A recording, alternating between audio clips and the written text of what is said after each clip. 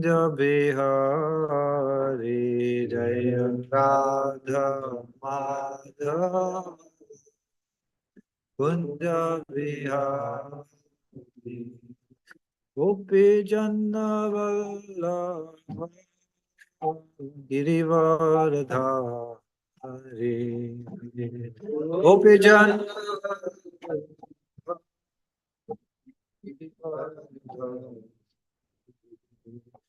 Yashodanandana Raja Janaranjana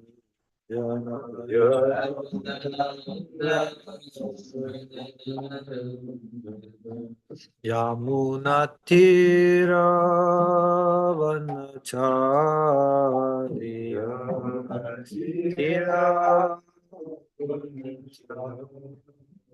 Yamunatira Vanachari Yamunatira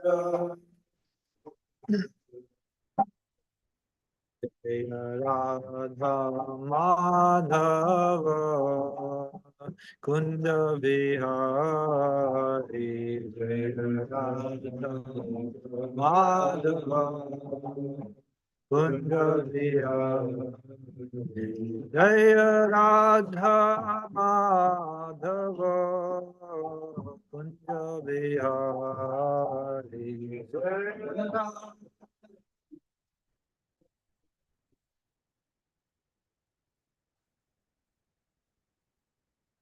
Om Namo Bhagavate Vasudevaya.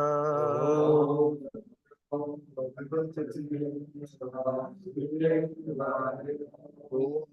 Namo Bhagavate Vasudevaya.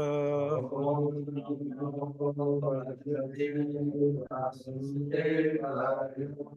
Namo Bhagavate Vasudevaya.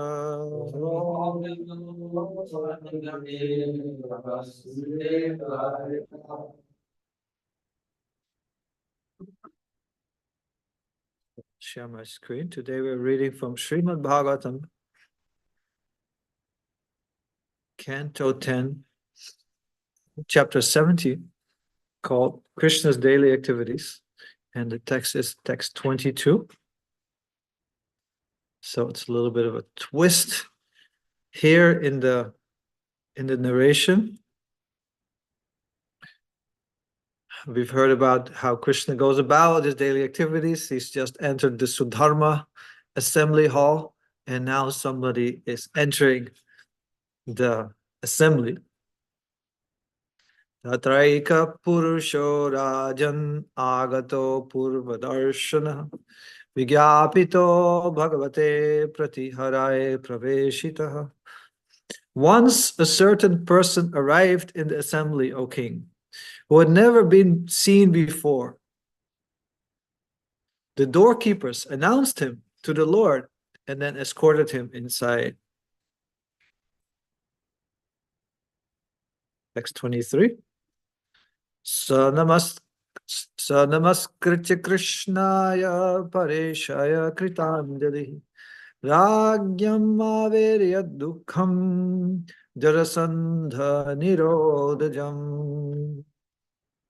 That person bowed down to Krishna, the Supreme Personality of Godhead, and with joined palms he described to the Lord how a number of kings were suffering because Jarasandha had imprisoned them. Om Ajnanatimidandasya Jnananjana Shalakaya Chakshurunmilitam Yena Tasmai Shri Gurave Namaha Shri Chaitanya Manobishtam Sthapitam Yena Bhutale Swayam Rupa Kadamayam Dadati Swapadantikam Mam Vishnupadaya Krishna Pristhaya Bhutale Srimate Bhaktivedanta Swaminiti Namne Namaste Saraswati Deve Gauravani Pracharine Nirvishesha Shunyavadi Paschachadeshatarine Vancha Kalpatarubhyascha Kripa Sindhubhya Evacha Patitanam Pavnebhyo Vaishnavebhyo Namo Jaya Sri Krishna Chaitanya Prabhu Nityananda Shri Advaita Gadadhara Srivasari Gaura Bhakta Hare Krishna Krishna Krishna Hare Hare Hare Rama Rama Rama Hare Hare. So I request the blessings of all the devotees so that I can speak on Srimad Bhagavatam faithfully, following the Guru Parampara, and in a way that is nourishing and inspiring to our devotional service, our relationship with Krishna. So it's interesting that Krishna is here called Pareshaya. Paresha. What does Paresha mean? Para Isha. Yeah, the Supreme Controller, the Supreme Lord. So the messenger came in, messenger of certain kings came in with Kritanjali, with folded hands, and offer obeisance to Krishna, who's described as Pareshaya, Paresha, the Supreme Lord, the Supreme Controller. And what did he do? Avedaya, he submitted what? Dukham, the misery, Ragyam of kings. And what was their misery? The misery was Jarasandha Nirodhajam. It was born, Jam means it's born, from the imprisonment of Jarasandha. So we'll read the next verse, which describes who these kings are and how they got imprisoned, how they got in this difficult situation. Ya chadig vijayetasya sanatimnaya yudripa prasaya rudhaste nasan ayute dve giri vraje. 20,000 kings who had refused to submit absolutely to Jarasandha during his world conquest had been forcibly imprisoned by him in the fortress named Giri Vraja. Anyone knows where this fortress is? Probably I think Jarasandha was somewhere in Mithila in Bihar. So probably the fortress was somewhere there, close to his kingdom, the seat of his kingdom. So purport, Sri Vishwanatha Chakravarti points out that these kings refused the payment of tribute and other forms of submission to Jarasandha. Also, there's a well-known account in the Mahabharata and other literatures that Jarasandha desired to worship Mahabhairava by offering him the lives of 100,000 kings in sacrifice.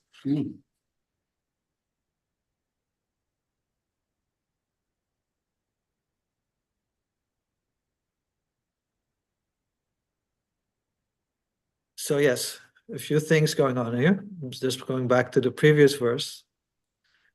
So these kings, they were imprisoned by Jarasandha because they did not submit to him. That shows their piety. They are pious kings. So they did not like to submit to Jarasandha, who was demoniac. And how is his demonic nature shown? He wants to make a human sacrifice of 100,000 kings to Mahabhairava. Who's Mahabhairava? Mahabhairava is a very kind of ferocious form of Lord Shiva, if I'm correct. I think Kamsa also, it's described earlier on how he wanted to worship Mahabhairava. So this idea of human sacrifice is there. It's not exactly Vedic, although Achyuta Gopi spoke about this the other day. There is some, we find animal sacrifice in the Vedas, and then the animals give a new life. And in some very obscure situation, you find only really one instance where there was like the mention, even in the kind of Orthodox Vedic culture, of a human sacrifice. She told that story the other day. You can look up the video if you want. There was a king named Harishchandra, and he promised to offer his son to Varuna. And this is the whole story. But in the end, nobody got sacrificed because it's just not really done in Vedic culture. Although there seems to be some leeway how it could happen. But we always have to understand that these sacrifices, even though the animals is always to give, they were done by such expert brahmanas that actually the person would not die. They would actually regain a new life. So it was not truly, but still, despite of that, human sacrifice is just not really done. It's not there. Really outside of the Vedic culture, which is non-orthodox. It's considered demonic. It's considered not shastric. So we find different instances of worshippers of Kali who wanted to offer Jat Bharat. We find in the 5th canto to the goddess Kali. And even of recent, there has been some people who in India who were sentenced to life imprisonment for human sacrifice. So, but these are very dark and very tamasic kinds of worship. There's even described in Srimad Bhagavatam that there's a particular hellish world, a particular place where you get punished for making human sacrifice to such deities, ferocious deities as Kali and so on, who are also not pleased by these kind of offerings. So yeah, Jarasandha shows his demonic nature by wanting to do such a ghastly, horrific, tamasic sacrifice. But the kings, and why? Because the kings did not submit to him, and that shows their piety. They did not want to submit to someone so egoistic, so demonic, so violent, and so much out. And Jarasandha was out to conquer the world for his own self-aggrandizement. So they did not want to play a part. They did not want to serve his ego and pay tribute to him. They say, I'd rather die. But he didn't give them, he didn't kill them or fight with them, he just imprisoned them. And that's another interesting theme. It says Nirodha Jama. Nirodha means like locked up.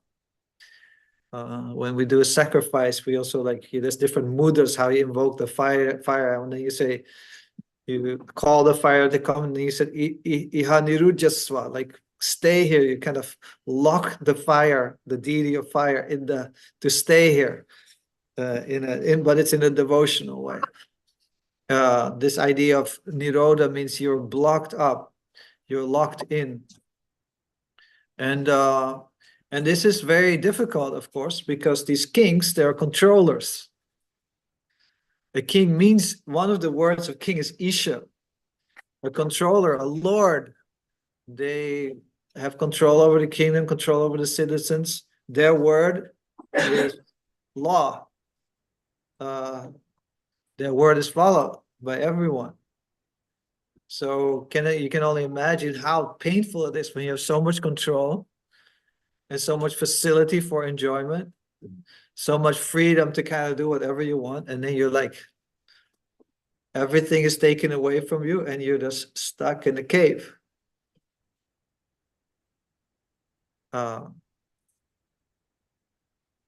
Waiting with it, obviously in very dire conditions, with, you can imagine, it was not very sanitary.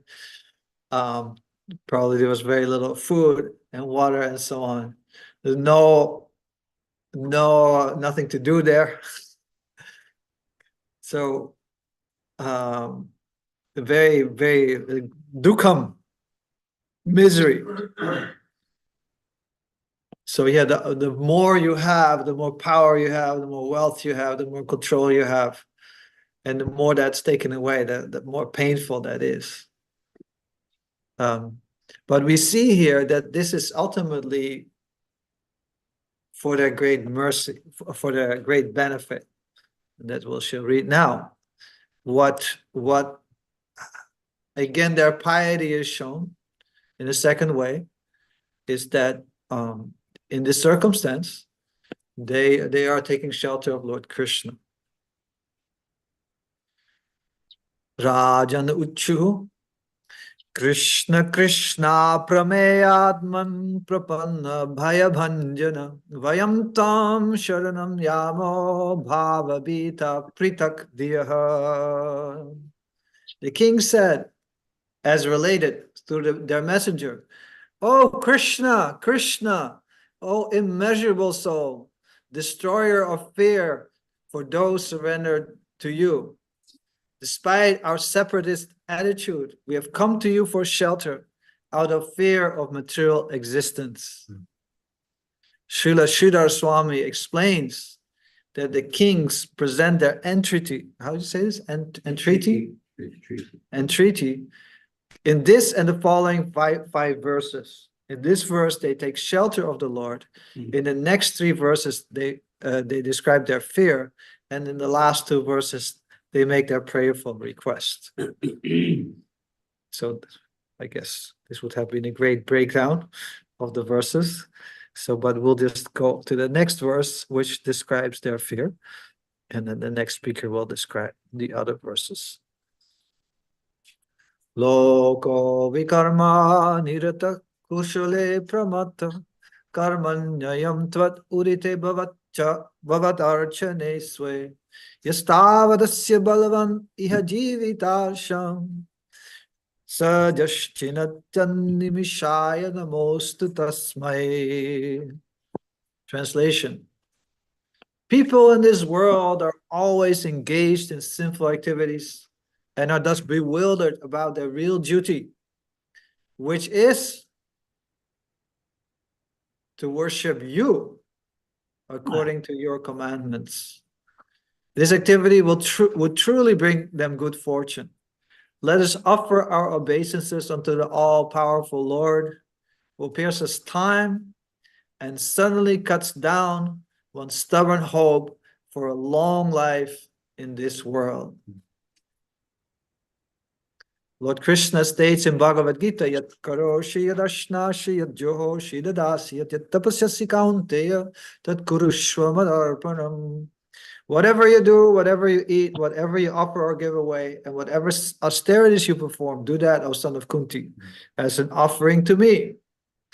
This is the Supreme Lord's commandment. But people in general are bewildered and neglect this auspicious activity, preferring instead to perform sinful activities that lead them to terrible suffering. The Krishna consciousness movement is working to enlighten the world about this most essential activity of loving service to the Lord.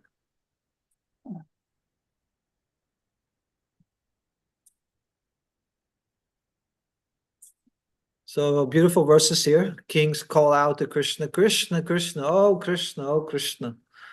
We find this often then when somebody is in distress, in fear. We find it among the coward boys or Uttara, who's being attacked by the Brahmastra. They call out Krishna, Krishna, Rama, Rama. It's an entreaty, a petition. The Mahamantra in a way is also like that. Hare Krishna, Krishna, Krishna, Hare Hare, Hare Ram, Ram, Ram. It's an entreaty to Krishna. Please save me.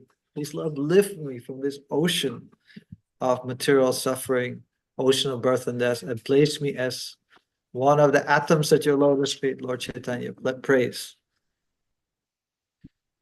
So they take shelter of Krishna. This shows their great piety. It says there are 4 kinds of people surrendered to Krishna. Chatur vidha bhajante mam jana sukritana arjuna, pious people. So people who are pious, they surrender to Krishna out of 4 kinds of people. So which kind of person is this? Arti, the one who's in distress. So the king facing great distress. They're sitting there in their cave with absolutely nothing and just waiting to be slaughtered in a sacrifice. So it's a very miserable situation. So that's why well, because they're pious, because they have had sukriti from this life and from previous life, they had faith in Krishna, that he's the supreme personality of Godhead. And if we take shelter of him, he can save us from this condition. Now, this is not, it's also described, they describe themselves as they're bhavabhita, they're afraid of material existence, but they're also pritagdiyaha. They have a separatist mentality. What is their separatist mentality, would you say?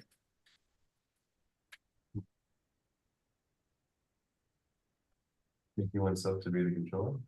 Yes, they're thinking themselves to be the controller. That's, they thought we're great kings, we control, and now they're coming to the realization, no, we were not surrendered to Krishna, and now in this opportunity, now Krishna is giving us the opportunity to see that we're not the controller, and they want to take shelter of Krishna and acknowledge him truly as the controller. It's also separate. Their real motivation to surrender to Krishna is not pure here. They're in a distressing situation and they want to mitigate their distress. So there's this term called ananya bhakti or ekanta bhakti. That means it's bhakti without any other motive than pleasing Lord Krishna. There's ananya, there's nothing else. Not another thing going on there. That's pure devotional service. That means the consciousness of the devotee is completely in line with the desire of Krishna. Because this is what Krishna wants. He desires unmotivated, unconditional surrender, because that's love. Love is not motivated. Like if I strike up a friendship with Manohar, but meanwhile I'm thinking, yeah, Manohar can really help me out in I can get a lot of services out of him. Maybe I can send him out and collect some money for me. So then if I'm thinking like that, then I have a separatist mentality. We're not one. Like, because a loving relationship, the consciousness is united in the sense that there's no separate motivation. Krishna loves his devotees and wants to take care of them, and the devotee wants to love Krishna. That's all. Nothing else going on. It's a clear path. It's a clear flow of love from Krishna to the devotee. Krishna doesn't need anything from the devotee. Just wants to love them and take care of them, and wants that loving relationship. And the devotee similarly has nothing to gain from Krishna, just wants to love him. So then it's a clear, open space of love. But when there's a motivation, like, okay, Krishna, I worship you because I'm in a miserable situation. I used to be a king. I used to have power, control, wealth, enjoyment. It's all been taken away from me. Now I take shelter of you so I can again get those things. And this is a mentality you often find in the Srimad Bhagavatam, especially when the Devatas approach Krishna. Also similarly, pious souls who have great wealth, opulence, and so on. But then they approach Krishna they worship Krishna, but their worship gets intensified when the need is there, when their power, position, and so on is under threat. So the Bhagavatam always stirs us towards that kind of sense of pure devotion.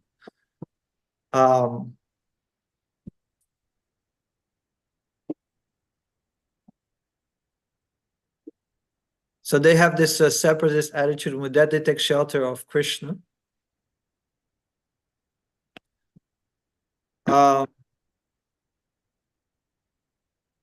in that also, it's dawning upon them that it's not just the situation which is the problem. We often think I have the difficult situation, and the situation is the problem. And it may be like I have a terrible boss. Like I have like the not me, I'm just speaking. And the boss always gives me some trouble. I have a great boss, the best boss, Krishna. But and then we think, well, if I only had a better boss than my life, but it's then it's the next thing and the next thing. So it's never just the problem, actually, which is the problem. It's material existence as a whole, which is the problem, which always causes distress. And we don't know what next distress is coming, and that's why there's always anxiety and fear. So that's the nature of this material world. So all these miserable situations is really meant to bring us to kind of sober us up. Like, oh yeah, this is the nature of the material world. And if I really want to make a solution to this, I have to take shelter of Krishna. Now, even in pure devotional service, the motivation to take shelter of Krishna is not just to mitigate your suffering. Even that's still that's would be in the jnana category or desiring liberation. But that still can be a stepping stone to come towards pure devotional service. That we take shelter of Krishna, maybe because we want to get relief from distress forever. But the more we become attached to Krishna, even that desire can fade in the background, and it just becomes the relationship with Krishna becomes important. Even if I have to stay in this material world and undergo suffering, that's still okay. But usually these situations are very fertile grounds for us to take shelter of Krishna. And we should recognize when these situations are upon us, you should recognize the opportunity in that. And so the kings are recognizing the opportunity. They understand that Krishna is appearing to them, right, in this situation as time, taking everything away from them. What's ahead is the sacrificial altar and fire, which is also, they say, you have appeared as time, who is animishaya. Animishaya means, it says in the word for word, unblinking time. Nimish is the blink of the eye. Time never blinks an eye. It goes on and never takes a break, not even for half a second. Never stops. All continuously flows on. So you have come to us as time now, taking everything away from us. So we recognize you in this form, and that's why we surrender to you in your personal, loving, beautiful form. And then in the Bhagavad Gita also, this is the choice kind of presented to us. Arjuna is seeing the universal form of time devouring everyone, ferocious, terrible feature of Krishna. And then Krishna's before him in this what's called the Saumya Rupa, his beautiful, gentle, loving, human-like form. So Arjuna is saying, please again, show me that form. So we have this choice. We can either accept Krishna in one form or we can accept him in the other. So Krishna makes it, in that sense, easy for us to choose what we actually really desire, what we really want, is that loving relationship with him. So it's actually his kindness when he kind of sobers us up in these difficult situations, when we kind of stray from his commandments, stray from our relationship with him, and thinking ourselves independent and trying to control and enjoy this world. We all want to enjoy this world, and in order to enjoy, we have to control. We have to kind of make things go our way. That inevitably fails. That's actually the problem. We want enjoyment. To enjoy, you have to control, because your situation of enjoyment cannot sustain unless you have control over it. But we're not. So that is always the difficulty. So when we can really understand, it's said in the Upanishads that the two birds, one bird is lamenting, the jiva is lamenting. Why? Anishaya, because it's not the Lord. But it's bewildered, thinking I can control things. But it's not. But when he turns to the real Lord, Paresha, the Supreme Lord, and surrenders to his guidance, that relationship with him, that true loving relationship, and lets oneself be guided by him throughout all difficulties in this material world, and ultimately to reach his lotus feet in the spiritual world. And that is the true path of good fortune, as it described. Kushala, that is true good fortune of the jiva. So let's see, what's the time? Okay, I just want to tell one little story, and I'll end with that. It's a beautiful story. I'll stop sharing here. So there was a Haridas Thakur. He was such a great Vaishnava, always chanting the holy names, wrapped in ecstasy of love for Krishna. And because he was from Muslim background, the Muslim rulers were not so happy with him becoming a Hindu, chanting Krishna's name and becoming very influential also. Like everybody was like really impressed and loved him because of his great qualities. Everyone could recognize his saintliness. So, but the Muslim rulers were not so happy with him. So, and also even local Brahmins complained because he was a Mohammedan chanting like, mantras and so on, which you're not supposed to do. And they were a little envious of his influence and him being worshipped and they not being worshipped as much as him. So they complained to the local ruler, and the ruler took action and put him in prison.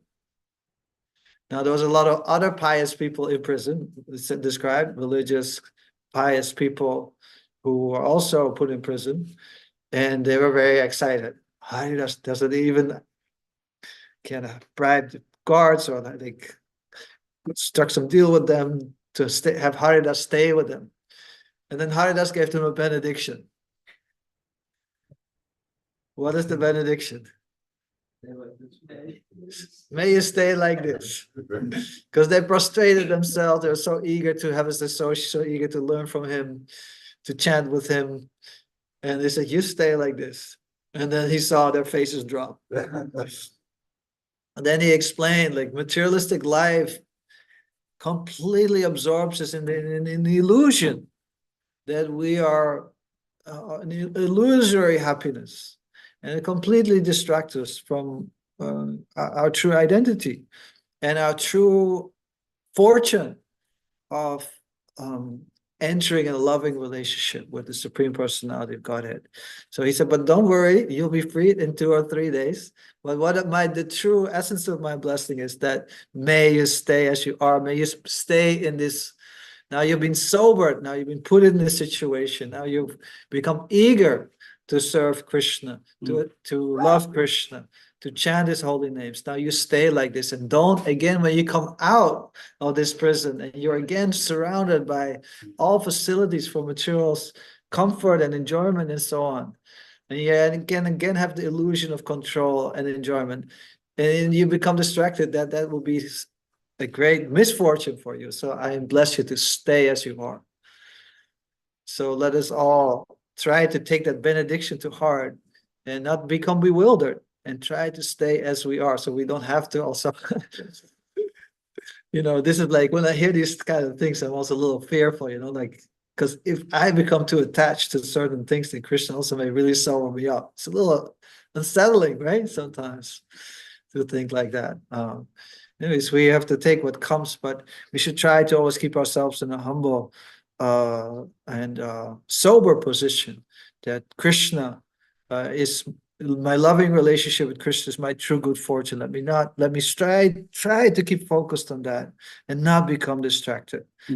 Because ultimately I will have to be sobered up sooner or later. So let me just be wise.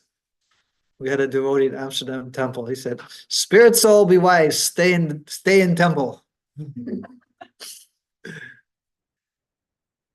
Not that you like have to stay in the temple 24/7, but your heart should be there with Krishna.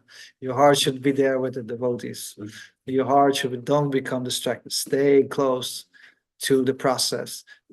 Remain absorbed in hearing and chanting. Remain absorbed in worship of Krishna and our relationship with him. There's unlimited things which can distract us from that. Unlimited things which can kind of puff up our ego for whatever we achieve, whatever we are in this world, whatever riches we have, whatever beauty we have, whatever fame we have, whatever knowledge we have, whatever renunciation we have. All these things can bewilder us. So let us stay sober, not be bewildered, and really take shelter of Krishna. So thank you all so much. Now I'll open up for any questions or comments. Yes, Manohar Prabhu. Hare Krishna. Thank you for giving class, Vasudeva Prabhu, Haribol. My question, you mentioned so many nice points, and my question is on the acting with some kind of motivation. So my question is, how can we kind of check in with ourselves to see like what is my motivation in serving Krishna? And once we recognize it, how do we acknowledge it in a healthy way? And then from that point, gradually move towards unmotivated service. So just to rephrase your question, how do we recognize our motivations? And how do we acknowledge them in a healthy way so that we can move forward from where we are? Yeah, it's interesting. It's sometimes not always possible for us to recognize exactly what's going on inside of us.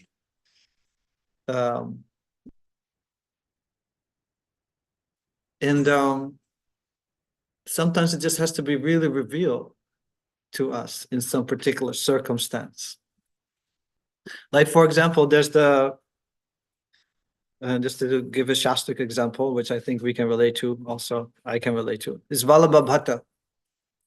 He wrote a commentary of Srimad Bhagavatam, but he had some pride in it. So there was some motivation of wanting to be recognized. Now, Lord Chaitanya did not recognize him at all. He just didn't give him that recognition, what he wanted. And the devotees also weren't. So he went to other devotees to kind of read the commentary to him, but he could kind of get like sometimes very sarcastic remarks of Lord Chaitanya, and all the devotees are kind of avoiding him. But then he finally recognized, like, oh yeah, my motivation wasn't pure. I should be humble and pay respects to. He said, I wrote a better commentary than Sridhar Swami. So Lord Chaitanya really did not like that. So he recognized, okay, I had some motivation there, and he kind of sobered up. And he thanked, in the end, he thanked Lord Chaitanya. Just like Krishna purified Indra, he also purified me of my pride. So many times we have to kind of undergo something to recognize, okay, yeah, actually, yes, my motivations were not so good here. And then that's great mercy when we can really change, because often that's the nature of Maya. It's illusions, bewildering. We cannot always see where we're at, although we can, of course, try through introspection and so on, through hearing. Really, how much can we also introspect? It's hard to introspect because it's just you and your mind. You see? And your mind is always bewildering and very strong. Like, you think one thing, and a couple of minutes later, your mind is completely gone to someone. So introspection is actually quite difficult, really. Like, journaling may help and so on. But what I find the most helpful is just hearing Shastra, reading Shastra, especially from when you hear from a pure soul. It's like a mirror. Like when you hear from Radhanath Swami, for example, and many times I've experienced, like, you get this pure message from a pure soul, and then suddenly you kind of look into the mirror of that pure message and you see yourself. And it kind of stands out, like, yeah, he's there, I'm not there. So I find that the most helpful to one thing is learning by experience, going through an experience. A better way is learning by hearing. So we can hear from saintly souls, from those who have very pure motives, and it can really shed light on where we're at. So in the light, we can face our darkness, but it becomes also very encouraging because we can see, but there is light. So let me follow this person. Let me worship the lotus feet of my pure spiritual master. And although I am here by his grace, I can overcome these motivations. So it's good to acknowledge them and then also to depend on Krishna's mercy to gradually become purified, because we cannot, we are being selfish for millions of lifetimes. Like, we don't become just like selfless just like that. So so we should give ourselves also the space and to enter the gradual process of purification and move forward step by step. Always but as long as we have that guidance of a pure soul who's standing above us, who we keep on the horizon of our aspirations, that's how we can always move closer.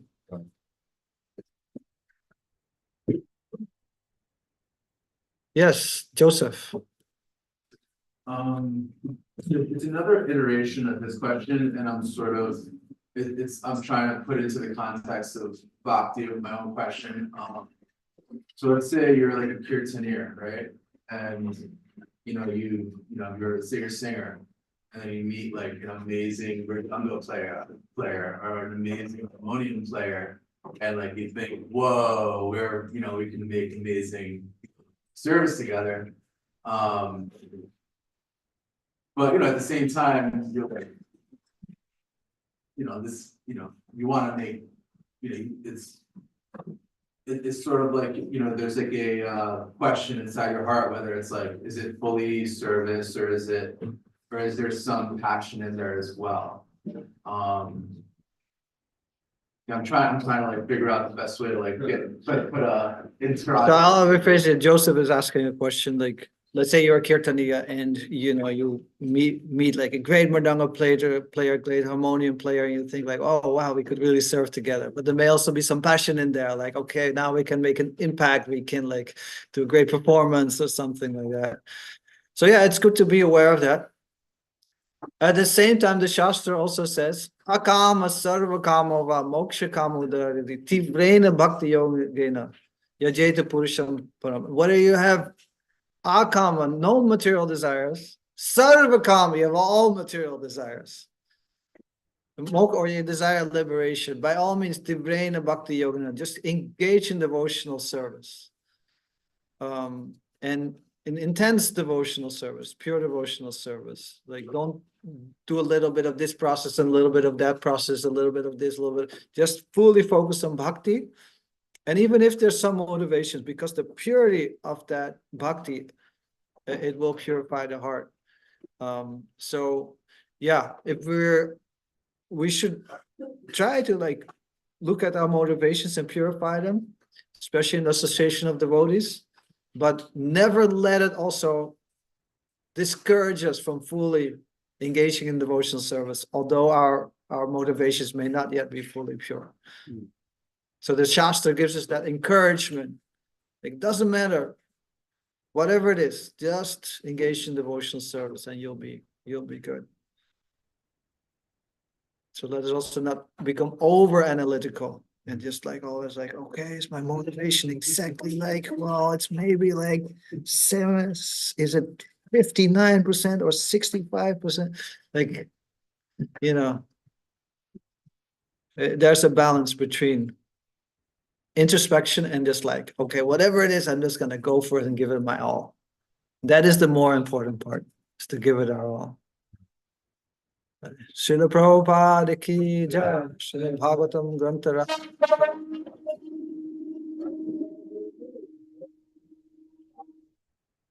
Hare Krishna. Thank you, Vasudeva Prabhu. Thank you. Wonderful class. Hare Krishna.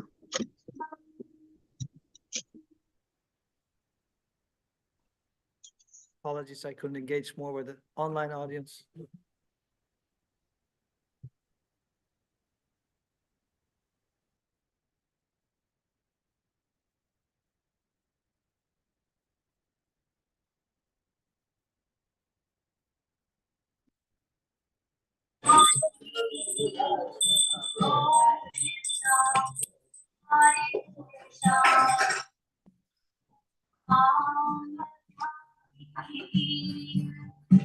Oh,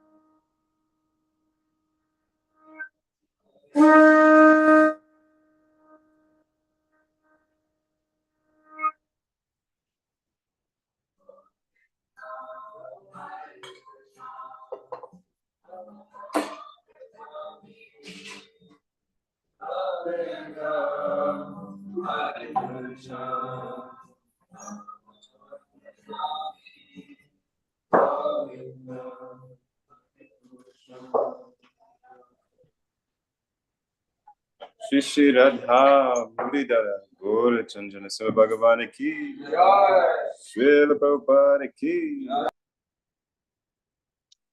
Hare Krishna, Hare Krishna. Wonderful class. Anyone has anything to say? Please unmute yourself.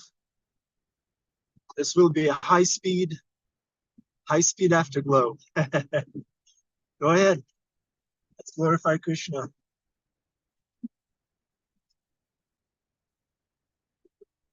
Any reflections, angles of vision? Hare Krishna. Hare Krishna.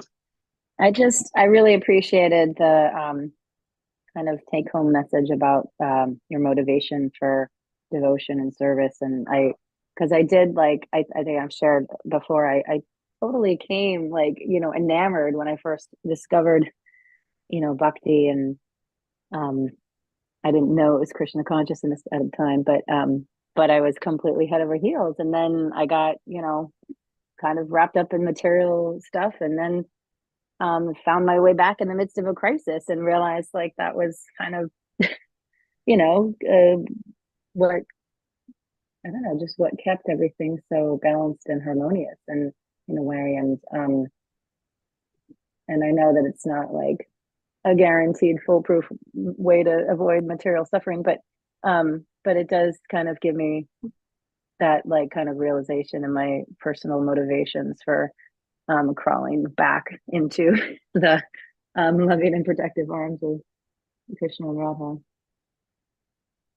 Hare Krishna. Thank you for class. Yeah. Thank you, Karen. Yeah, we're all in that category, trying to get away from the miseries and pangs of the material world. But then, like Vasudeva Prabhu says, gradually our motivation gets purified, which is great news. So we should just keep going. Like Guru Govardhan said, let's keep going. Let's keep doing bhakti. And then everything will be revealed to us in due course. Yeah, some things just need to be revealed. They can't be known right away, but they will be revealed. I really like that point that Vasudeva Prabhu made. Certain things will be revealed in due course of time, or in certain situations. Certain things require a situation to kind of get revealed. There has to be a test to reveal our character, to reveal our weak points, those things. There has to be something from outside to shake us up. Thank you, Karen. Thank you. I was just gonna say, if you didn't have faith in Krishna for today, and then Vasudev speaks on this topic, then it should give you full faith, because who else could speak about human sacrifices with authority other than our own Brahman Vasudev, who's done the most purifying yajnas for our community. Yeah, I feel like I was one of those kings kidnapped by illusion. And then the messenger from Krishna comes, Vasudeva Prabhu comes, and gives us the message that everything is all right. You can get out of here, no problem. This is the process, it works. Take to it sincerely, you'll be released. Jai. Thank you, Krishna Kumar. There's one devotee on this call who's been silent. I'd like to call them on. Bhima Prabhu, where are you? Where's our Kaviraj?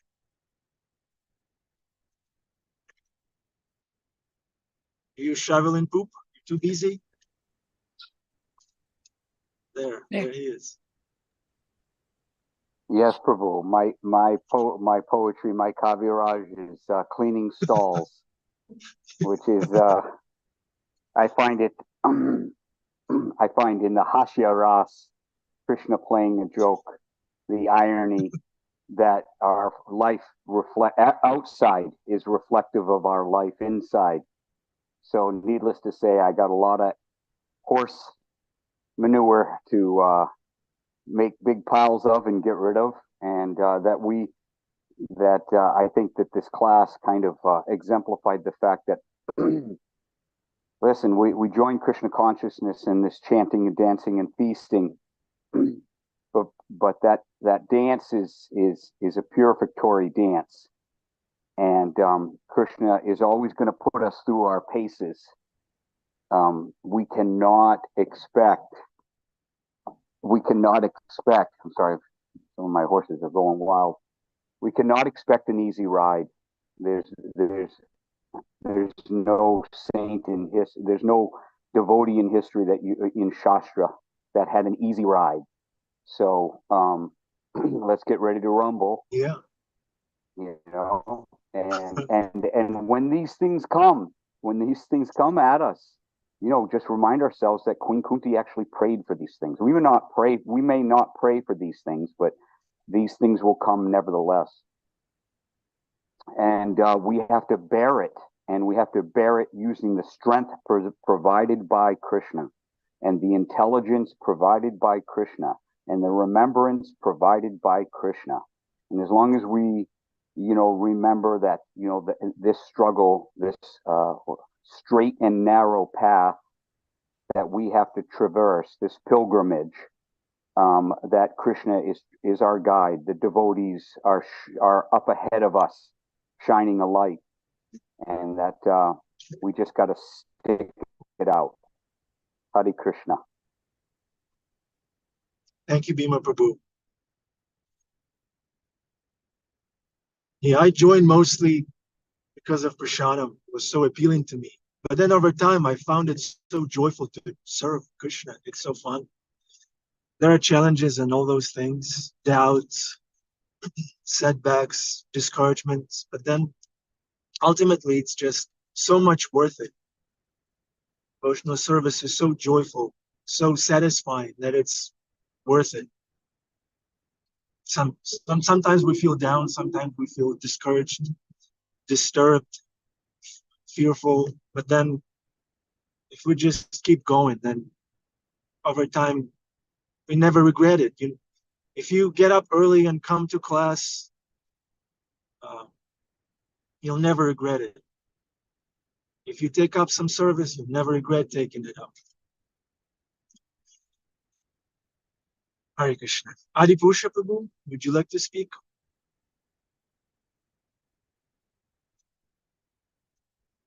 Hare Krishna.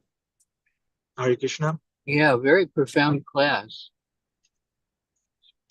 We're on the process of purification. And Aretha Franklin says, sometimes he has to bruise you before he can use you. Sometimes he has to break you before he can make you. So in the process of engaging in devotional service, it's compared to like the gold going into the hot smelting furnace and the impurities are burnt away, or the crushing of the wheat berry into fine powder so you can make good bread, or there's another one, the potter and the wheel, the clay. The Lord is like the potter and we're like the clay, and he's shaping us. So it's awkward, and it's sometimes painful, but really the pain is only my own false ego.